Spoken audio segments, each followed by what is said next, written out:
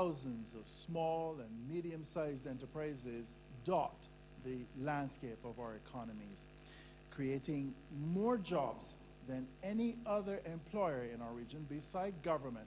Small business is big business in the Caribbean. From the small grocer to the hair braider, the butcher, the baker, the landscaper, they all provide the services we need and the goods we buy. But very few people know just how significant the contribution really is by Caribbean economies, particularly now with the Caribbean economies in the doldrums. Can Caribbean small and medium-sized enterprises, or SMEs as they're called, really come to the rescue of Caribbean economies? And if they can, what tools do they really need to do so? Tonight, we focus on repositioning small and medium-sized enterprises for growth in association with the Small Business Association of Barbados. An expert panel is here and ready to get down to business, as it were, on this important issue. Let's meet the panel now. Lynette Holder knows the ins and outs of SMEs. She's also served as the first executive director of the Caribbean Association of Small and Medium Enterprise. And since 2007, she's been the chief executive of the Small Business Association of Barbados. She's joined by Dr. Keith Nurse, an expert in international trade policy, creative economies, innovation governance. He's the executive director of the University of the West Indies Consulting Company. That company provides research, strategy, and enterprise consulting services regionally and internationally. Dr. Nurse has advised several governments and regional organizations, including CARICOM and the Caribbean Export Development Agency. He's joined by Felix Lewis, the general manager of the Center for Enterprise Development in St. Vincent and the Grenadines. Felix is a champion of small business in St. Vincent and the Grenadines. He's held various roles in the Small Enterprise Development Unit in Kingstown in St. Vincent. And he's joined by Joel Richards, who is an international trade specialist and trade consultant. He's based in Barbados and is with the Barbados Private Sector Trade Team. He advises both the government and the private sector on two major trade deals, the Caribbean Community Canada trade negotiations, and he's working on finalizing, at least from Barbados's end, the CARICOM United States Trade and Investment Framework Agreement. In studio, there is a live audience made up of business people from across Barbados and other interested people who want to talk about repositioning small businesses for growth in the Caribbean. We hear from them, we want to hear from you. But all that in our discussion on repositioning small and medium-sized enterprises for growth at a time of risk and crisis in the Caribbean. That's next, here on Carib Vision, after the break. There's nothing quite like being made to feel special. Like you're the top of someone else's personal hit parade. That's how First Citizens wants each and every customer to feel. Whether it's through innovative products and services, new technologies, or a simple smile, we're always thinking about ways to make your day better and your life a little easier. First Citizens, we put you first. You want the eyes and ears of your customers? Then there's only one place, Carib Vision, the authentic channel for all things Caribbean, bringing you Caribbean news, Caribbean sports, Caribbean entertainment, Caribbean travel, and festivals. Advertise on the Carib Vision platform, reaching across the Caribbean in over 21 countries, and now in the U.S. market on Cablevision in the New York tri-state area, and coming soon to Canada and the United Kingdom. Email us at sales@cmccaribbean.com. Carib Vision, the eyes and ears of the Caribbean. Brankers on Fontebelle in Bridgetown, Barbados has been for years synonymous with the words reliable, professional, wealth of experience, proven track record, accountability and attentive service, not to mention quality products. Don't miss this month's shipment of exciting new items, all available at surprisingly low prices. Check out Brankers on Fontebelle. It's where affordable luxury lives. From the CMC studios in Bridgetown, Barbados, across 23 Caribbean countries and in the New York tri-state area on CaribVision, the CMC's international channel, this is Repositioning SMEs for Growth in our Caribbean with our live studio audience, your contributions, and our expert panel. And I want to begin by talking to our panel about the crisis that you and I have been feeling, and certainly our governments have been dealing with over the past several quarters. Let's begin with Lynette Holder of the Small Business Association of Barbados. Give me an idea of the impact of the economic crisis in broad terms in Barbados, but also in some of the Caribbean countries and the SMEs that you're in contact with and their associations. Yeah, thanks very much, Julius. I mean, the fact is that many of our SMEs in Barbados, and I believe in the region, are suffering as a result of the high cost of doing business attendant from the global financial crisis. And what do I mean by that? Many of our economies are obviously feeling the effect of reduced economic activity because of the major trading partners that our regional economies do business with, namely the US and the United Kingdom and to a lesser extent Canada. And because of the reduced income, I believe that the small business sector is and has been experiencing also reduced economic activity. And therefore, this, I think, has impacted on their ability to keep the doors open, the ability to be competitive, the ability to maintain the margins that they may have enjoyed before. And because the cost of various inputs have also increased, utility costs, raw materials from some of the trading partners I referred to earlier, I think that these things have therefore meant that small businesses are now suffering from the high cost of these particular inputs in their operations, and therefore the high cost of doing business. But Dr. Keith Nurse, would you say that the high cost of doing business is something that has plagued our economies and small businesses by extension, even before there was a crisis? Yeah, very much so.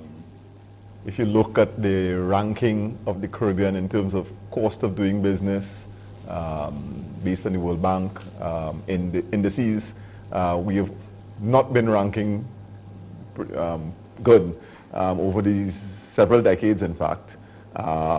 Really, the cost of doing business is high in the Caribbean because we are so import dependent for a number of the key inputs. So, with the exception of Trinidad and Tobago, most Caribbean countries are highly dependent on imported fossil fuels for everything from transport to facilitating electricity generation and so on. And so, in effect, the cost of doing any kind of business is high because of the import dimension.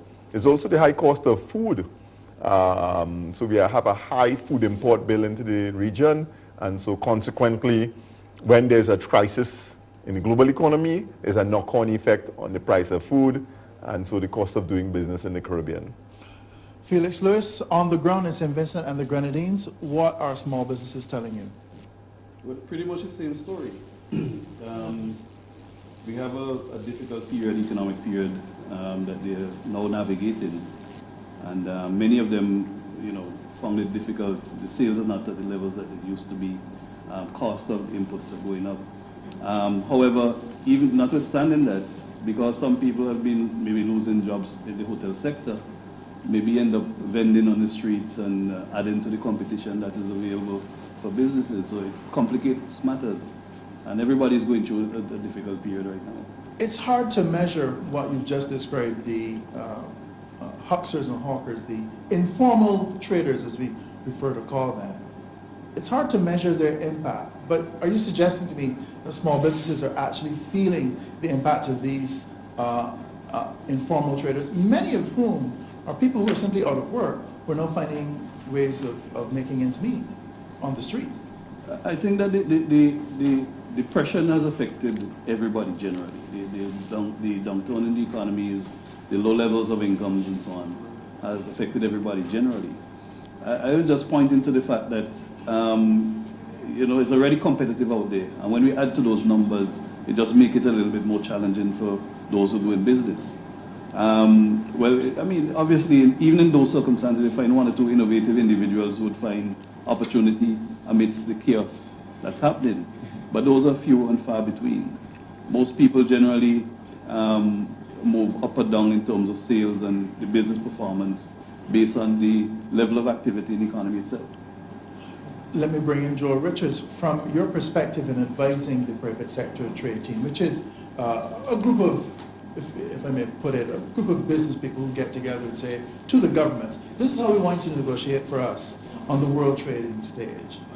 At a time when foreign direct investment, that's a lovely term that ministers of finance like to throw around, we're getting cash coming in from nice big name investors in brand name brands, big name brands. But foreign direct investment has been falling over the region, across the region for some years now. So does this suggest to you that small businesses now have to take on the brunt of investing in the economy that they serve? All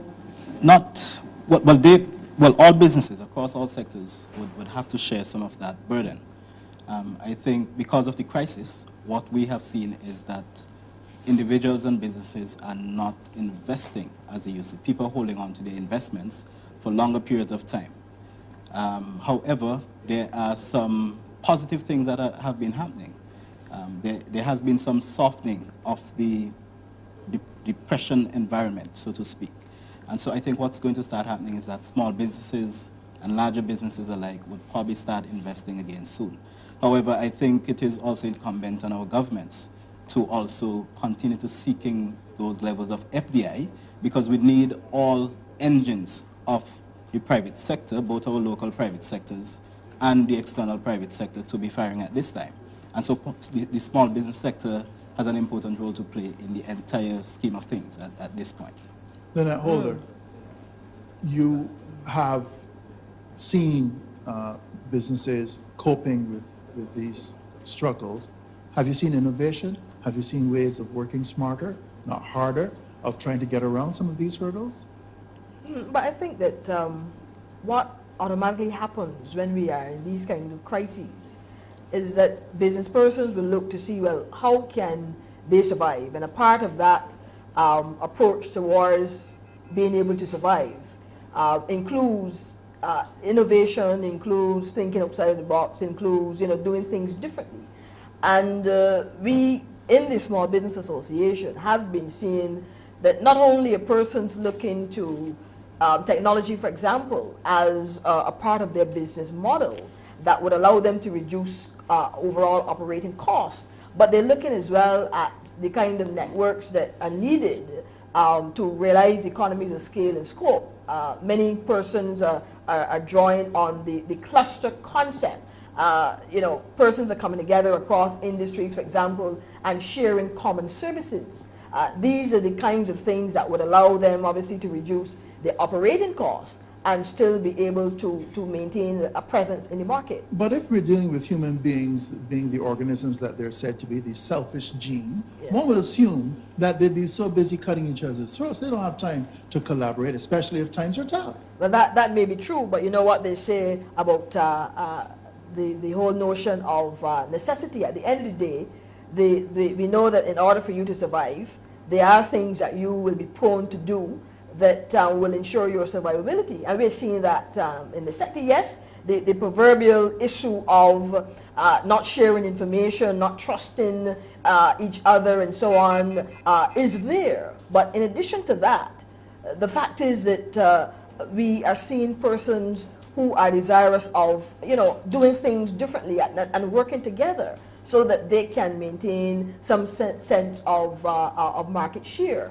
this is necessary, especially in our services sectors. You know, Barbados is predominantly services oriented, and we are seeing in services persons coming together and sharing, you know, those common services in order to reduce operating costs. But throughout CARICOM, with one or two exceptions, the economies are services driven, Keith Nurse. So what creativity are you seeing as they provide services to customers? Well, I think most people don't understand that a crisis like the one that we are faced with presents not just challenges, it actually creates new opportunities. Mm-hmm. Yes. So, for example, the Caribbean's food import bill actually presents a huge opportunity for firms to target that sector. Why? Because if the cost of imported food is rising, then it means the cost of competing with imported food generates new opportunities for entrepreneurs. And the same could be applied particularly to key areas in the Caribbean economy.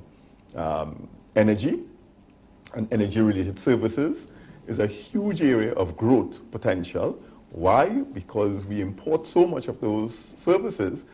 Switching to renewables becomes a significant opportunity for firms and for the economy in general, in terms of, one, serving foreign exchange, but also generating new forms of employment.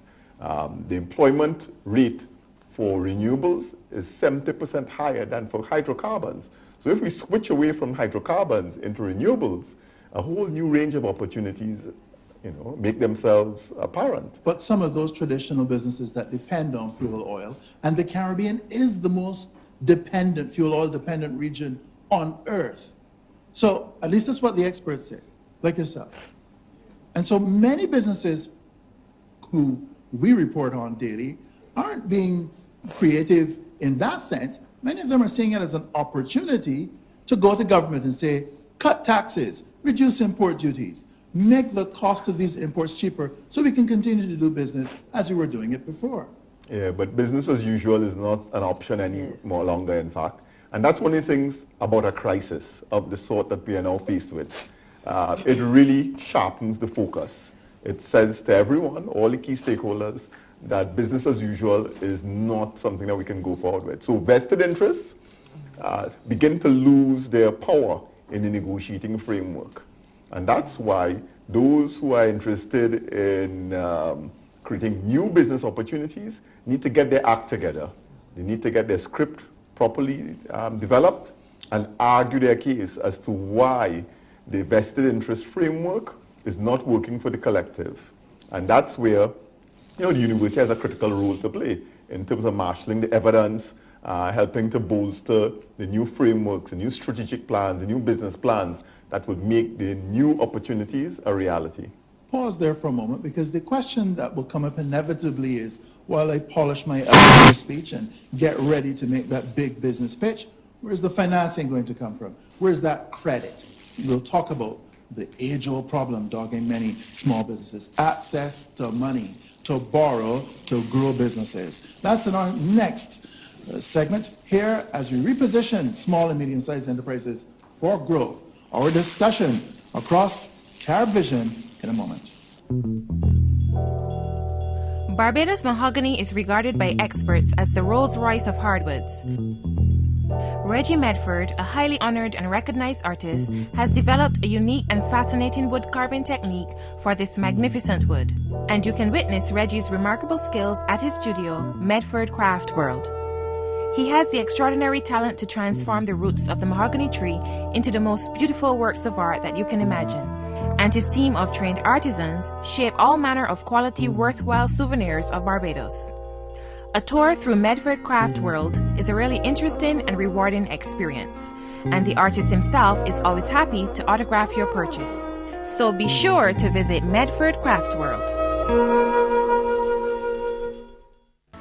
Scotiabank can help you get your business growing. It all starts with a conversation. Talk to one of our business banking advisors today. Scotiabank. Discover what's possible. If you want the eyes and ears of your customers, then there's only one place, CaribVision, the authentic channel for all things Caribbean, bringing you Caribbean news, Caribbean sports, Caribbean entertainment, Caribbean travel, and festivals. Advertise on the CaribVision platform, reaching across the Caribbean in over 21 countries, and now in the U.S. market on Cablevision in the New York tri-state area, and coming soon to Canada and the United Kingdom. Email us at sales@cmccaribbean.com. CaribVision, the eyes and ears of the Caribbean.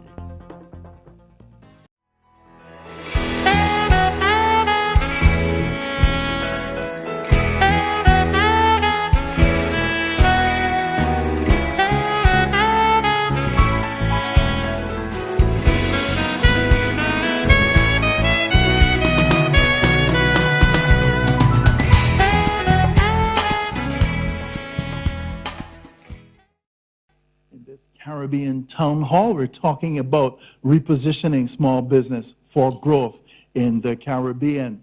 And our discussion started with the situation, the state of play with Caribbean economies in the doldrums and how SMEs are coping, are finding ways of coping, or will be told how to cope given the challenges. But even before this crisis, SMEs, as they're called, have been grappling with this one problem: financing. It's been one of the top areas that researchers say have, across the board, been at the forefront of the small businesses' minds. Let me turn to somebody who tries to help small businesses access financing. What kind of money are we talking about? We throw around these terms about equity financing, venture capital. Let's break some of those terms down. But what really do they want? Do they want a handout of cash and say, go start your business? What really, Felix Lewis, as we begin with you, are they asking for? I think that the issue is access. Yes. And in many cases, even though you have multiple institutions offering financing to the small business sector, in many instances, they're undercapitalized. So they don't have the volume of cash to adequately address the demand for the finances. I think that is an issue that we really have to address. When you say access, though, what do you really mean? Sometimes people approach an institution, try to get funding, even though the institution has funding, for some reason they might get turned down. Some people, maybe they just don't have enough cash to offer the numbers of individuals, the access that they are demanding. So it could be either of those issues. But the access is one of the issues. In some cases, too, it could be just in terms of capacity to do a good business plan, to convince the institution that, listen, I have a good project, and this project deserves to be financed. So that is an issue, access issue also. So it could be a number of these things that could happen that would prevent them accessing the finance. But in talking to entrepreneurs across the region, many of them have one particular villain in the piece. They're called banks. They have many times turned a deaf ear to the small businesses. You have a different take on it. What's that? Well, the truth is in St. Vincent, and I guess in some of the other islands, the banks are not the only institutions that offer financing to small business. In our case, we have the National Development Foundation, and we have a new institution established by the credit union movement called Comfy, which is a microfinance company set up by the credit unions to handle the portfolios of small business on a number of those credit unions' books and new businesses in the small business sector. So there are choices in terms of the access.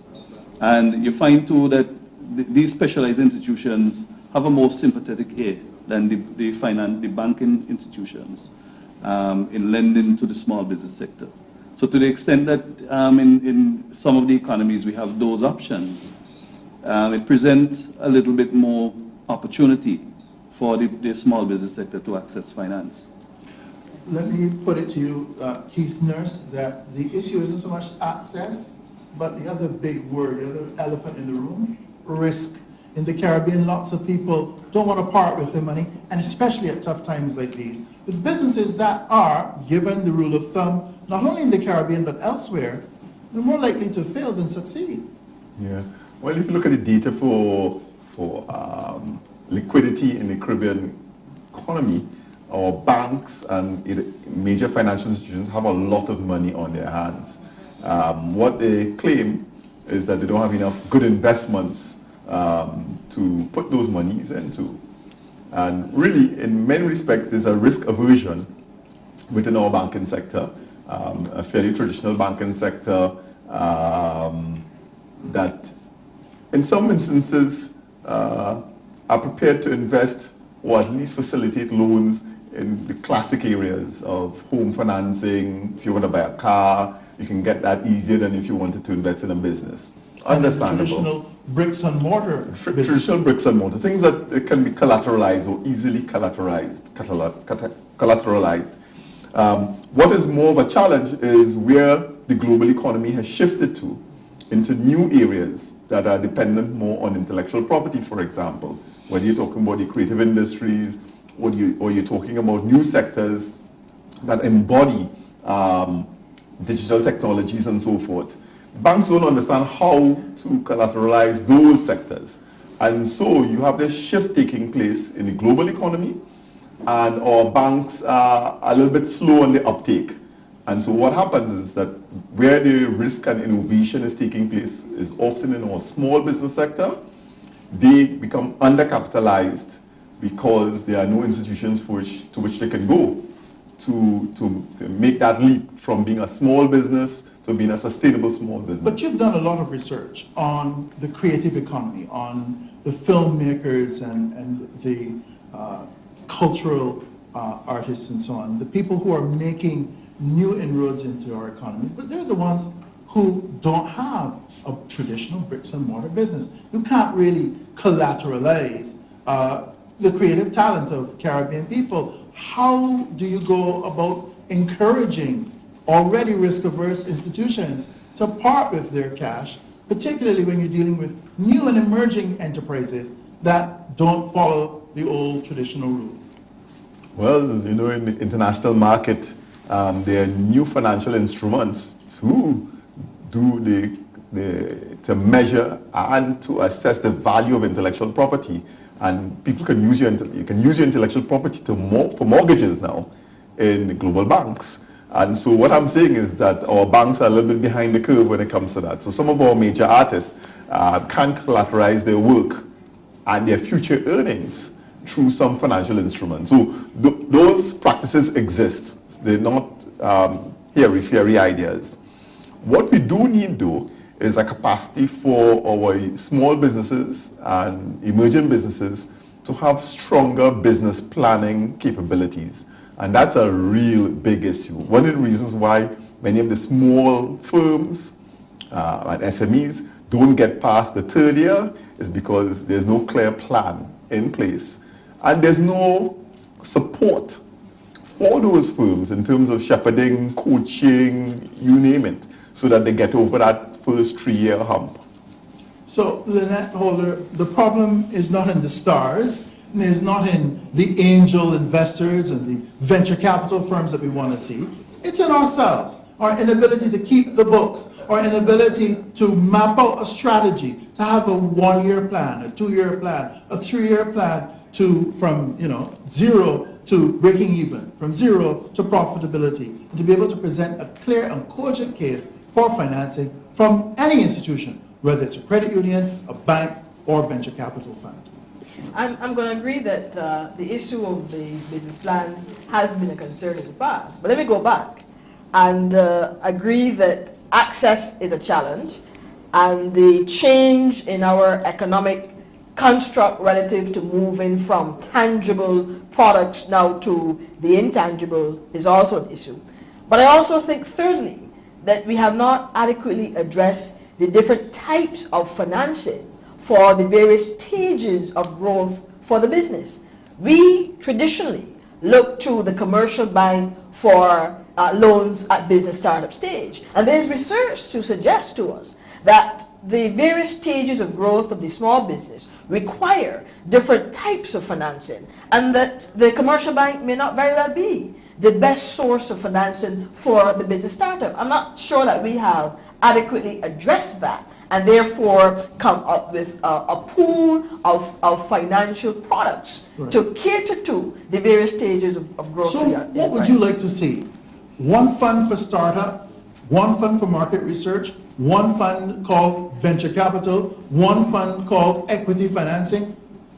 What do you really want? Ironically enough, you're on the right track. I want to see, I want to see that within our Barbadian and Caribbean context, that our financial institutions, if we can get them to sit and agree, and develop products specifically catered to the various stages of growth and work with organizations like NGOs, like the Small Business Association and others, to help educate the small business person about the various types of financing windows that are available, and thus help them to channel their business plan and their process, their application process, to the institution, depending on the stage of growth. That is the kind of thing that we want to see. What happens now, as we all know, and this is why I think the commercial banks over time have gotten the kind of lashes that they've gotten, is that the business automatically goes to the commercial bank at startup stage. And that's it. With great respect to Lynette, Joel Richards, is she dreaming? No, she's not. Do you think it's possible to have this suite of financial instruments? Yes, it is. And actually, at the Barbados Private Sector Association, there has been some studies on incentivizing the microfinance sector in Barbados. And one of the recommendations would have been along those lines, to be able to rationalize the different services and products that are offered across the various institutions that are supporting small businesses. And this is a general question, not aimed at any particular government, but feel free to blame it if you wish. What role do you see governments playing in either helping or hurting business to access those different kinds of financing? Maybe a bit of both, because to an extent, governments are very involved in terms of providing development capital, concessionary loans and so forth. But on the other hand, government has not been doing enough in terms of the business environment itself, in terms of facilitating small and micro enterprises. So for instance, what are the various things that you need to do in terms of your startup stages? How many applications and permits, and how long do you have to wait for these things? Sometimes that's very onerous. And so to that extent, governments are not helping enough. I'm going to even go to the level of CARICOM in terms of what's being done at that level. Now, there is a revised Treaty of Chaguaramas, which is an extremely big document, and there's one article, Article 53, which speaks to small business development. That is insufficient. And so at the regional level, there hasn't been enough attention paid to the development of small and micro enterprises within CARICOM. But in CARICOM, then the revised Treaty of Chaguaramas, there's one very big part of that called right of establishment. Any CARICOM national can go into another CSME country and say, look, I want to set up my business. Many people are saying not enough businesses are even looking at setting up another CARICOM. Yes, that could be true. However, before you branch out, you also need to be able to make sure you're competitive at home as well. If you're not competitive in your home market, it's very unlikely that you will be competitive outside. And so we need to set the structures and put the framework in place at the various national levels to ensure that when our businesses go out, they can also be competitive. I highly doubt that a Barbadian business maybe migrating to another country would be able to access the types of financial resources in those countries as they might be in Barbados. So it's important that in your home market, you're able to exercise some level of competitiveness before you branch out. How quickly does it take, Felix Lewis, for a business to set up in St. Vincent and the Grenadines? You know, the World Bank has this doing business survey, and it measures how fast. I know there's an initiative within the Organization of Eastern Caribbean States to speed that up. But right now, how long does it take in St. Vincent and the Grenadines to get going? Well, it depends on the level of business, what type of business, how big the business is, how complicated it is. Because not all businesses require the same level of permits, the same type of administrative processes and so on. So, but on average? It's fairly easy to set a business up in St. Vincent. And if you 48 hours, 7 days, 4 weeks? If you're going to set up a rum shop, for instance, it might be just a matter of buying the rum and getting your liquor license, which might be a week or two, and that's it. So it depending on the type of business it is and the level of complexity and for instance, if you're going to do construction, you need physical planning permits and so on, which would take up some more time. But Keith Nurse, that's the cost of doing business, is actually the cost of setting up businesses. And lots of small businesses say, it just takes too long to get going, to put in my articles of incorporation. In some countries you can do it yourself, but in many other countries you have to go to 2, 3, 4, 5 different organizations to set up Social Security, to set up business registration, to set up articles of incorporation, and so on. Isn't that still one of the big bugbears in Caribbean business? Very much so. Almost across the board, but almost very few exceptions in the region. The level of bureaucracy in Caribbean governments is extraordinary. You have to jump through so many hoops to get to the end point. And so it's useful to talk about that, the cost of doing business and so on, but it's also important for us to look at what we call the innovation index. And in that regard, Caribbean economies are also doing quite badly. And this is really more an indicator for the future, whereas a lot of the indicators are backward looking. And in this regard, what we need to keep our eye on is 2 things. Where are the global markets going to be in the future? And how can we position our firms to participate in that process? And in that regard, we are still trying to operate too many mom and pop operations that are purely locally based and dependent on specialized markets at home alone. What we need to be able to do is diversify our product range so that we can tap into broader market spaces than we now do.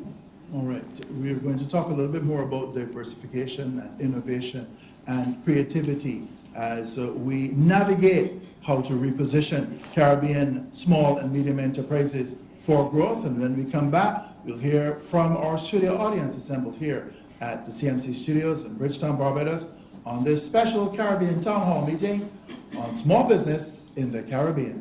There's nothing quite like being made to feel special.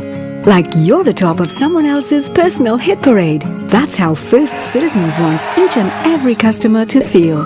Whether it's through innovative products and services, new technologies, or a simple smile, we're always thinking about ways to make your day better and your life a little easier. First Citizens, we put you first. Brankers on Fontebelle in Bridgetown, Barbados has been for years synonymous with the words reliable, professional, wealth of experience, proven track record, accountability and attentive service, not to mention quality products. Don't miss this month's shipment of exciting new items, all available at surprisingly low prices. Check out Brankers on Fontebelle. It's where affordable luxury lives.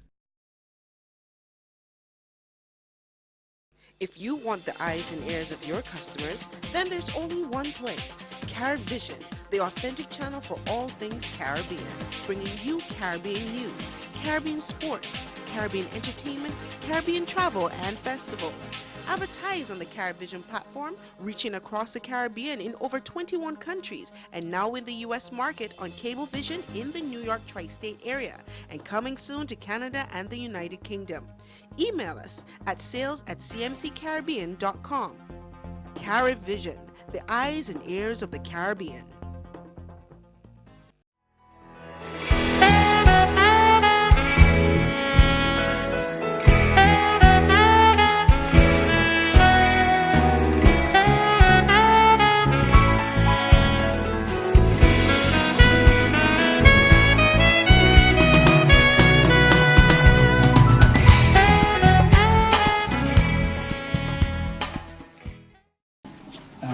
Are back in our Caribbean Town Hall meeting on small business. Up ahead, we discuss some of those strategies for repositioning small businesses for growth in the Caribbean. But first, Let's take some questions from our studio audience. Let's begin right here.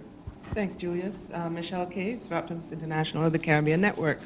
I have a pet, venture capital funds. What role, panel, do you think NGOs, particularly Caribbean NGOs, have to play in either linking with banks or directly offering funds to small businesses, small, medium-sized businesses? All right, Lynette, you want to take that question? Well, I believe that there are two key roles the NGO must play. The NGO is first an advocate, it therefore has to lobby on the behalf of the sector that it represents, and we in the association believe strongly in numbers.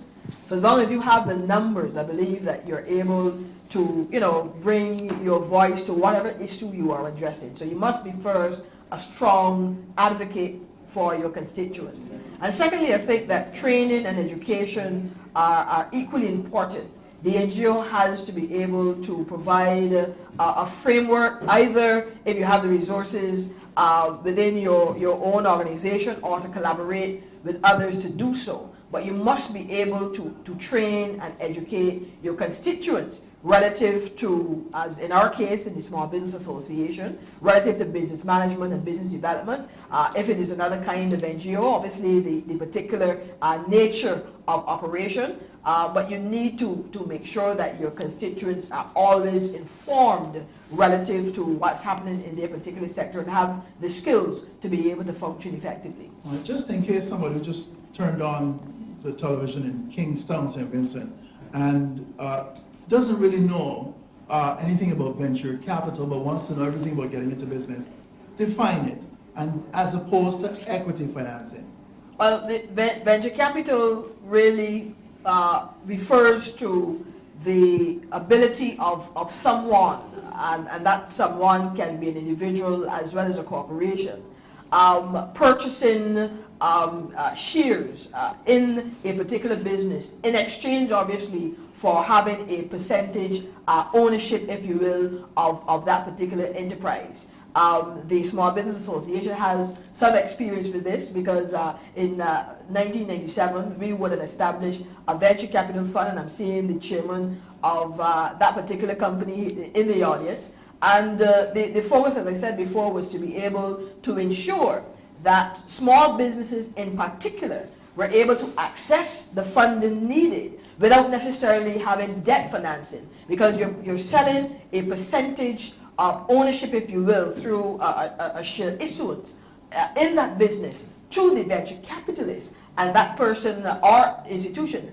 then has the opportunity to, bring some degree of skills and technical expertise and so on to the operations of the business. So you're giving up part ownership, as it were, of that particular enterprise. But that investor isn't coming with just cash, it's coming with perhaps contacts, with access to markets and advice. The ideal situation is that the investor can bring a sense of technical expertise as well, because they have a vested share in the business and its ability to survive. So they will, come and assist with the overall management and operation and so on of the entity. And I think that that's important for the small business. You mentioned it at the very beginning, that more often than not the small business, is not able to go beyond a year. But if they have that kind of expert counsel and technical advice, they're able to draw on that to help with the overall operation of the enterprise. All right, let's take another question from the audience.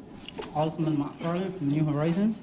Contrary to the discussion, which is actually obtaining capital, obtaining investment, after you obtain the investment and you're ready to launch, one of my problem is, after I meet my potential customers, is that they're not willing to actually take the risk. They're not willing to try something new, what I'm offering.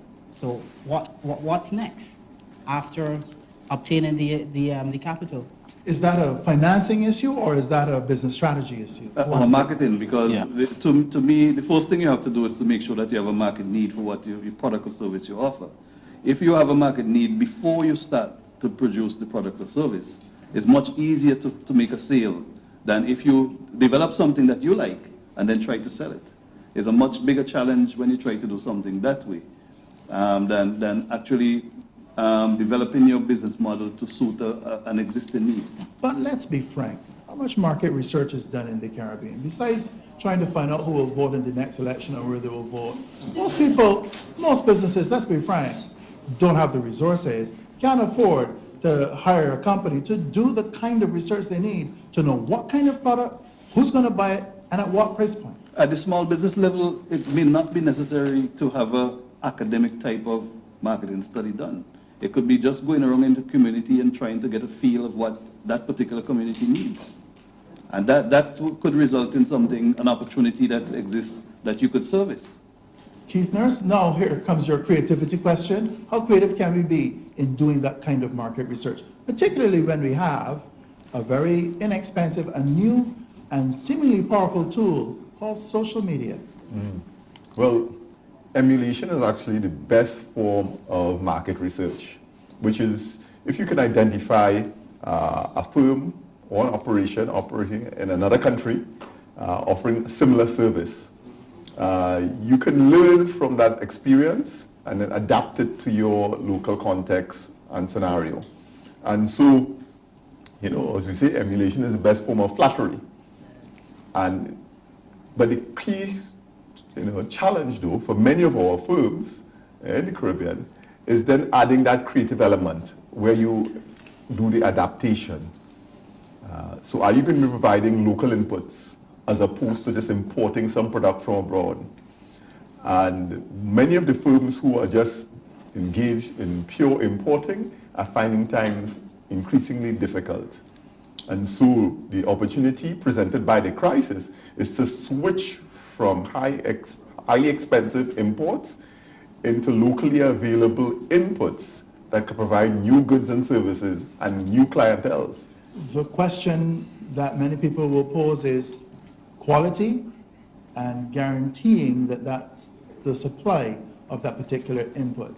It's something that many businesses say they'd rather go to Miami, Florida, and import that ingredient rather than look locally. What would you say to that? Well, it comes down to increasingly it's a bottom line issue. Many firms are now being pressured by the high cost of imports. And this is not going to go away. Given the escalation in the price of hydrocarbons, fuel in particular, given the high cost of freight and travel, so you're either preparing yourself to get out of business because your customers may be migrating away from your service or good, or you invest in a strategy to lower your costs. And one of the key opportunities that presents itself currently in the global economy is this switching effect. And many countries are doing it. So you can see that, in fact, domestic content is rising in many economies. That's because a lot of entrepreneurs are spotting the opportunities. The question that has to arise in the Caribbean context is, do we have entrepreneurs who can spot opportunities? And this is why market intelligence becomes more and more important.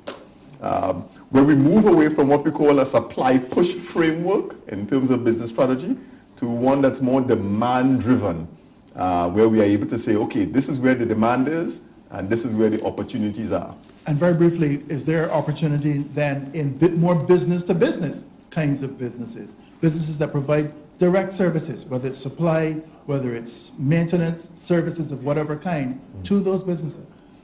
Oh yeah, there's a huge expansion in business-to-business services. So all the things we talked about earlier, accessing alternative forms of financing, business training and coaching, doing market intelligence, product and quality certification, and the list goes on.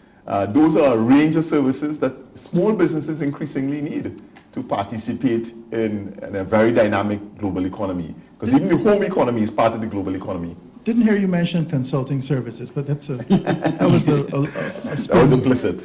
A loaded question there, and very bad of me. Let me just take a question from the audience here again. Charles Carter, Managing Director of Premium Designs. We talk about how important small businesses are to the economy, and the government always talking about foreign exchange. I'm trying to find out if at the governmental level, if any thought has been is being considered on incentivizing the small business sector which wants to export. Now, if you look at the tourism sector, you will realize that they pay a lesser VAT rate. It's the government. It's value-added tax. Value-added tax. They pay less than an average business. What is the government going to do where we could have the potential of these small businesses? Are we going to consider putting them in an incubator program where they can export instead of trying to stifle them in the early stages, so we can actually develop an export small business sector? Joe Richards, you want to take that one? Yes, I will. And on the issue of export incentives, now Barbados is a founding member of the World Trade Organization. And as a member of the World Trade Organization, as of 2015, it becomes illegal for for Barbados and several other Caribbean countries to provide incentives on the basis of export performance. So we have to phase out the various export incentives that already exist. However, there are other mechanisms that the government can use to assist firms who are willing to export. For instance, in terms of business development services, there are various agencies within different governments throughout the region that are responsible for small and micro business development. So in terms of the range of services they provide, they have to improve those services in terms of assisting firms with packaging and labeling and understanding market requirements and so on. Those are very important. The whole issue of market research is extremely important as well.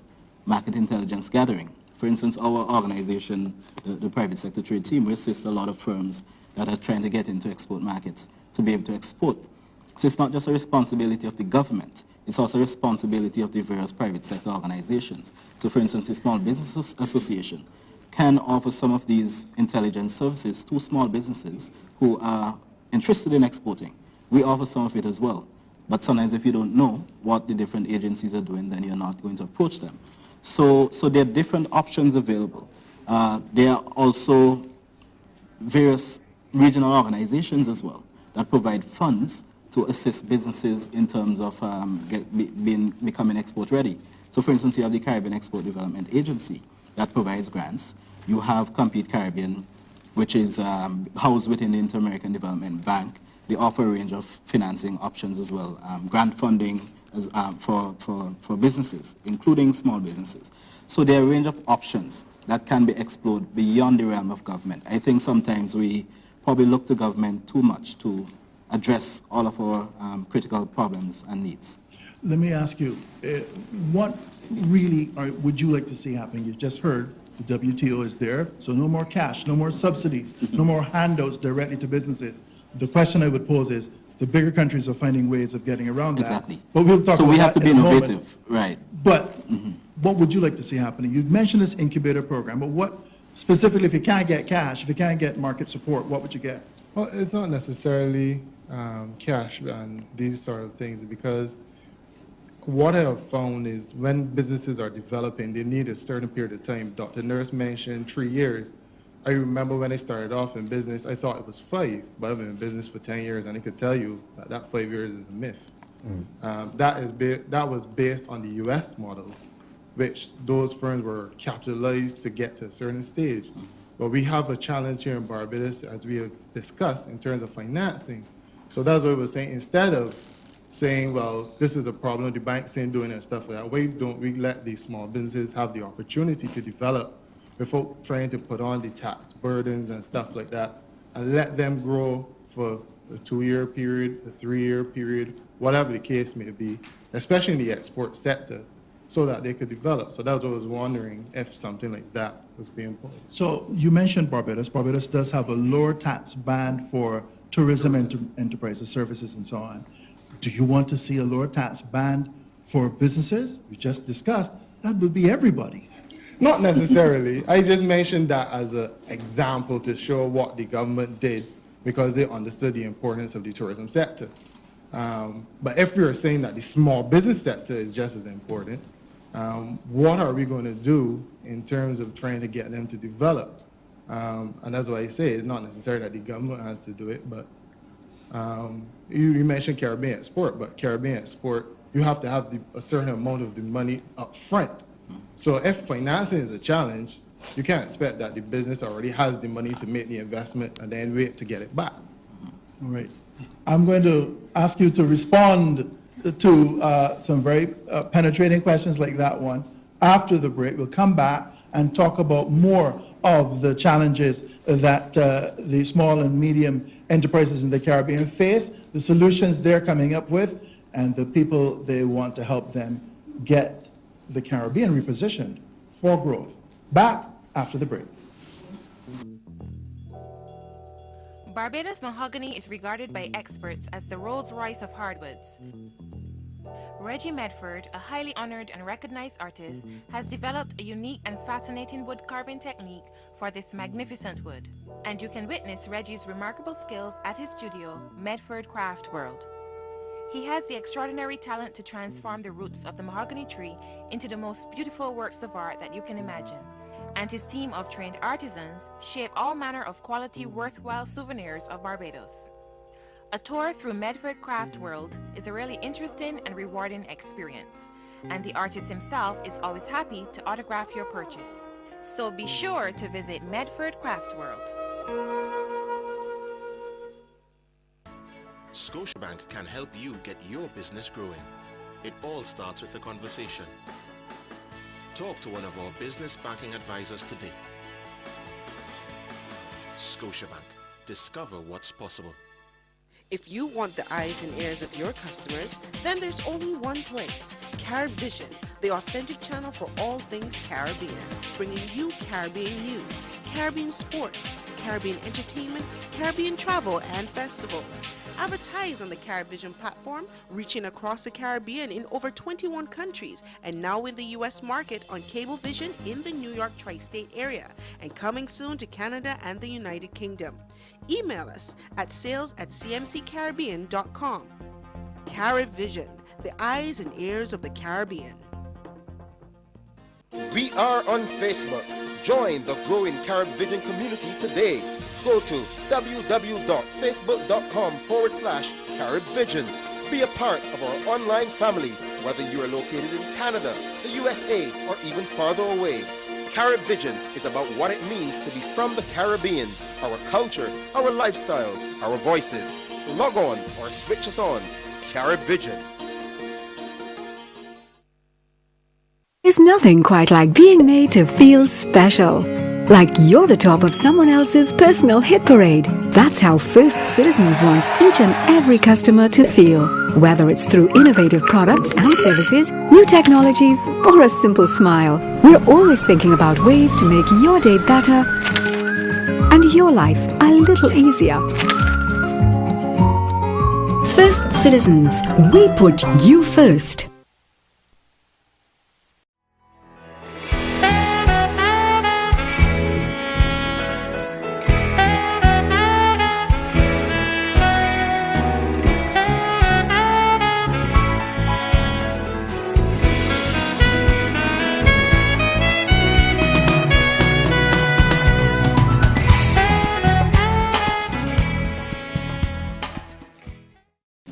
Discussion on repositioning small and medium-sized enterprises in the Caribbean for growth continues with more questions from the audience and an old hand in business in Barbados. Old hand, huh? I just wanted to carry on from what Lynette had said about the various types of financing, because I think that's very critical for small businesses. And in fact, I think that a lot of small businesses, in fact, make the mistake of believing that financing is about borrowing. But financing really, for small businesses, especially micro businesses, should really come more from sales than anything else. In other words, you should try to build up your selling to get finance. And one of the ways, especially with small producers, is that if you get a job, the idea is to have the client pay you a deposit, because that is financing, and it doesn't cost you any interest. So when you're a startup business, I think the financing should never come from loans because you start off with a burden. It is when you get to a point where you are beginning to be a business, where you're thinking of incorporating and that type of thing, that you then should be looking for financing. And that is where the importance of the business plan comes, because with the business plan and with the experience of 2 or 3 years behind you, it gives a banker a better opportunity to assess you and to be able to see whether you're a viable client or not. So the question I want to ask, and I think it was mentioned just now, small business in the Caribbean is extremely important to the Caribbean. And therefore, the point made by Lynette of not knowing what is required for financing of small businesses is something that needs urgent attention. And in Barbados, I know we have lots of different levels of finance. But for small business throughout the region, we should have some clear mechanism for financing small businesses at all levels. So I would... Before I bring in Lynette, let me ask you this. What about just access to running credit? You know how difficult it is to chase down those receivables. You know you have to make payroll at the end of the month. You need just that little amount to handle your cash flow as you go from month to month. And that overdraft is all important. Some might argue the cost of that overdraft is too high, or that it's just not enough. And so I'm always treading water, trying to keep afloat when I should be sailing forward. What would you say to that? Well, as I said, if you really are doing your business properly, you really don't need the overdraft. And I think a lot of people who have gone through this popular business way of having an overdraft would have learned over the years that an overdraft is only necessary when you have big jobs to do. If you got a big job and you need working capital, you need the overdraft for that because your receivable will be coming in later. If you are a retailer and you stocking up for Christmas, you need the overdraft for that purpose. But on an ongoing basis, on a regular way, you really don't need overdraft, because if you are getting business and you are getting your receivables in on a proper basis, then you don't need the overdraft and you will save a lot of money in interest. But we're in tough times. So the question is, how do you manage that when you know chasing down that money? It's there on the road, as the saying goes. It's there, but just getting it, getting people to pay upon their invoices is always a big issue. Well, that's something we all have to grapple with. I think that receivables is always a problem in business, and it's a question of managing it. I remember when I started in business, it was very difficult for me to call a customer and ask for money. That's not difficult for me anymore. If you owe me, I call. You were being too polite. But you go through a lot of discomfort to call somebody to ask them for your money. And I think that over time in business, you get accustomed that if the receivable is there and you have to collect it, you collect it. Now, I understand clearly as a young business person, the rush to get an overdraft, the rush to get a loan and that type of thing. But I think that it is something that you should really get very good guidance from if you have some friend, because the problems with small businesses also is that very often they need a lot of services that they cannot afford. You need people who can guide you, and you need some assistance from an accountant who might be a friend rather than a professional to you. You might have a cousin or brother who might be a marketing person, and they might be able to help you. That is the kind of thing. And that has a value. That has a value, but you don't have to pay out for it at that time. Absolutely. Right. Let's bring in Lynette Holder, and then I want to hear from the rest of the panel about that particular issue of financing. I'm sure you would have a particular comment to make on that, Lynette. Yeah, the proverbial issue, Senator Watson, is very true. The World Bank studies, the IADB studies, those done by the association and others locally, all point to the issue of financing. And I am of the strong view that we need to look critically at the different types of financing for the various stages of growth. And, I heard the point earlier about looking to government. But the fact is that the government in small island developing states, as we have in CARICOM, needs to play a developmental role.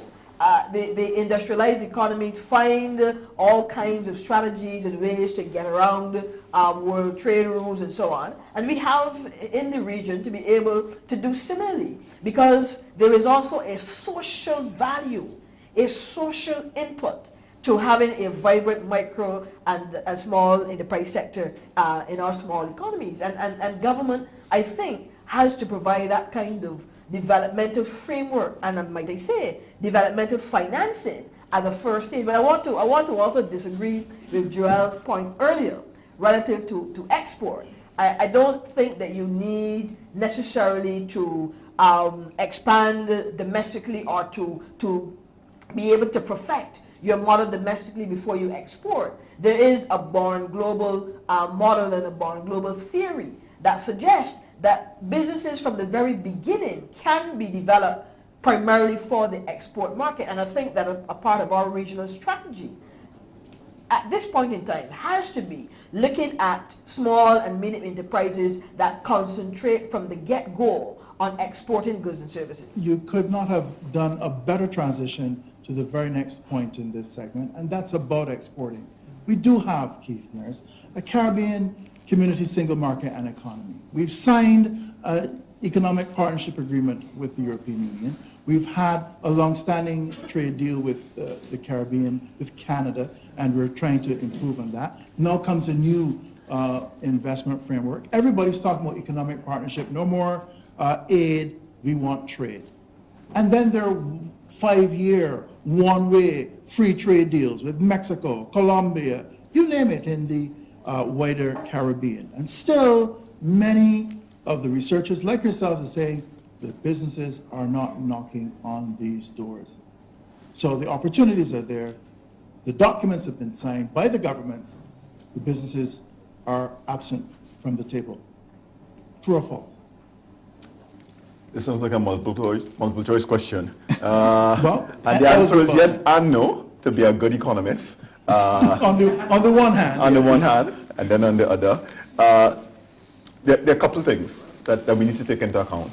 One, our traditional private sector, especially those that were engaged in exports, were producing and exporting largely commodities, low value added commodities for which they were dedicated markets based on preferential arrangements.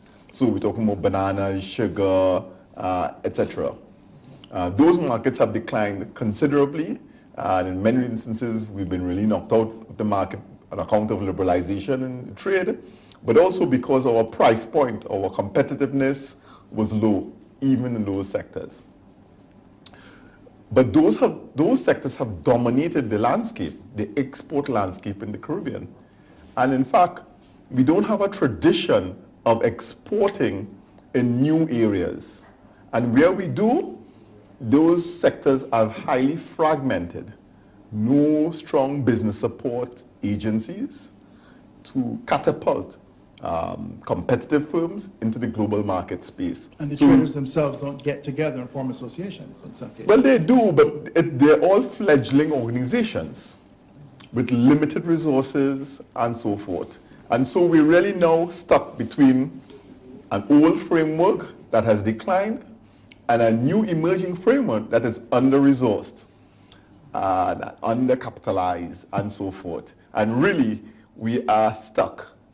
And the region needs to break through this framework by doing a number of things.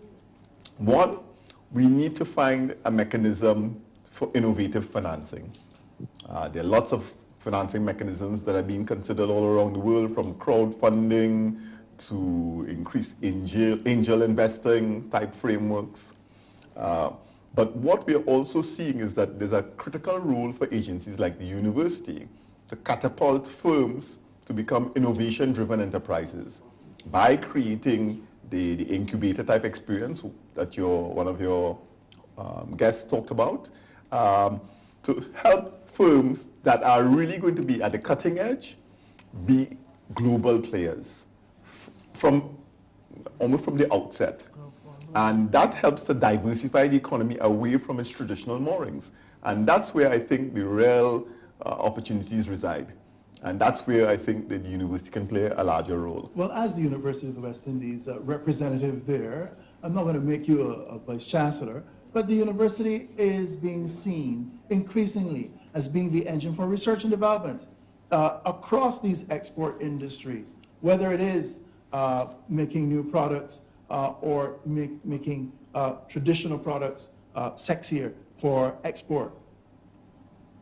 Is there enough support, funding for the university itself to do that kind of research and also helping to give businesses that leg up? By and large, we have inherited a university structure that's premised on legacies and dealing with legacies of underinvestment in human resource development, and so the notion of having a graduate in every household has been the tradition. By and large, we've done a lot of that, but we need to be doing something else as well, which is to facilitate that transition from a legacy university into an entrepreneurial university. Why? Partly because governments can't afford the universities any longer. And secondly, it's important for private sectors and public sectors to become far more dynamic in terms of responding to global demands, as well as demands from our citizenry. And so in that framework, we need a university that can facilitate the growth of startups, that either our staff and our students who are trained can set up a company and have it spinned out from the university. And that's increasingly the role the university has to play going forward. And that's a role that the university has considered for its consulting company. Okay, we are into our final moments of our program. Yes, 90 minutes really races by. But I want to zero in on that wish list that we've heard of some of it throughout these 90 minutes. But I want our panel to zero in on some of the things that they really would like to see happening, either by businesses themselves and by the organizations that support those businesses to help them to reposition for growth. And I'm going to begin with you, Joel Richards. Give me your wish list. If you had the power, what would you like to see happening? You've had something put on your table about making sure that the governments negotiate differently as they go to another round of world trade talks very, very soon. Yeah, well, I think a big part of my wish list would be both the issues of financing and business development services. And sometimes firms don't need as much financing as they need access to very good business development services. And so I think we need to equip our agencies to provide those services. Some persons mentioned in terms of having an accountant, access to that, marketing resources, those sort of things, the softer side of things for our firms. Thank you, Joel Richards. Felix Lewis, 30 seconds. I think that definitely governments need to commit more resources to supporting private sector development, to develop the institutions necessary to ensure that we take part meaningfully in the globalized economy. I think that even though there's a lot of talk about it, when you look specifically, it may vary from country to country, but some of the countries, when you look at how resources are allocated, there is still a lot to be desired in terms of giving support to private sector development. Do you want to see the businesses themselves doing things differently in your wish list? Oh, we need firms that are far more innovation-driven and are prepared to take risk. But some of these are calculated risks, which can be targeted at very key sectors like health, energy, and food. Those are three big sectors that we need to target.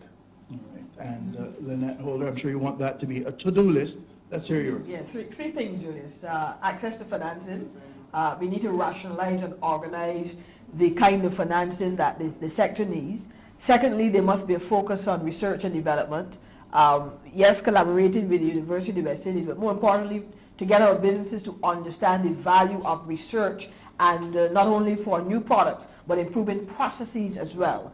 And thirdly, the use of ICT. I'm not satisfied that we understand that we're using the technology available to help our businesses to become more competitive in today's environment. All right, Lynette Holder, you have the last word, and you can find out more about the Small Business Association's week of activities by going on their website, sba.org.bb. But for now, from all of us on the program, thanks for joining us in this special discussion on the role of repositioning small businesses in the Caribbean for growth. It's good night from CMC.